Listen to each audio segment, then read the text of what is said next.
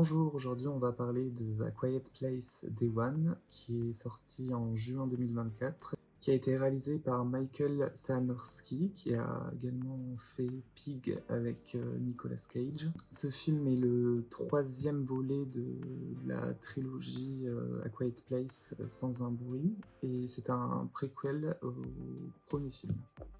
Dans cette franchise, c'est le premier film qui n'a pas été réalisé par John Krasinski. On y retrouvera Lupita Nyong'o, qui a notamment joué dans Us et The Woman King par exemple, ainsi que Joseph Quinn, qui était dans Game of Thrones et qui jouait Eddie dans Stranger Things, dans les rôles principaux, avec aussi Jimon Hounsou, qui apparaît dans les 3 films, et Alex Wolff, qui a joué dans Hereditary.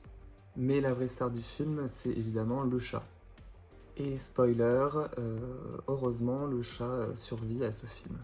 Avant les événements liés à la famille Abbott du premier volet, Samira, une jeune femme en phase terminale de cancer, se rend dans un théâtre new-yorkais avec d'autres patients de son centre de soins. Elle est également accompagnée de son chat Frodo. Une fois le spectacle terminé, ils assistent à une sorte de chute de météorite. Mais il s'agit en réalité d'une invasion extraterrestre.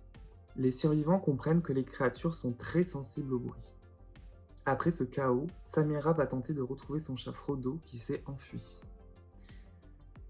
Se sachant condamnée, elle n'a qu'un seul objectif, manger une dernière pizza chez Patsy's. Elle fera la rencontre d'Eric, un étudiant britannique complètement désemparé. Ils tenteront de rejoindre le port, d'où partent des bateaux remplis de survivants. En avis personnel, j'ai préféré ce film-là au second. Cependant, je le trouve moins bien que le tout premier. Parce que ce film est beaucoup plus triste en fait que effrayant. On est sur un drama horreur plus que de l'horreur pure. Le concept de voir la genèse de l'invasion, c'est toujours intéressant. Par contre, il n'y a pas d'explication aux origines de celle-ci. C'est pas vraiment dérangeant. Et comme je vous l'ai déjà dit, je m'attendais pas vraiment à ce genre-là de film où c'est plus proche d'un drame. Je m'attendais plus à quelque chose qui se rapproche par exemple de Cloverfield dans le genre de film catastrophe. Après, au niveau de la structure du concept, il n'y a pas vraiment d'innovation, ça reste la même formule que les deux autres Quiet Place.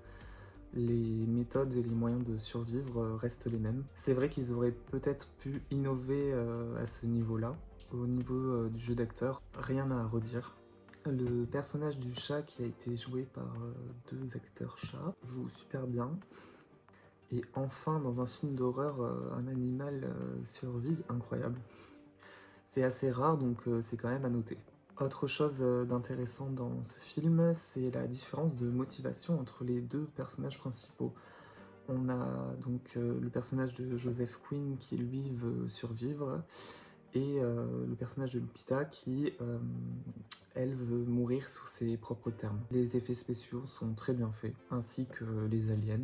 La première scène d'invasion dans les rues de New York est très très bien faite, très prenante. Et en scène marquante, il y a celle où Joseph Quinn prend le chat et fait l'appât pour laisser le temps à l'autre personnage de s'enfuir.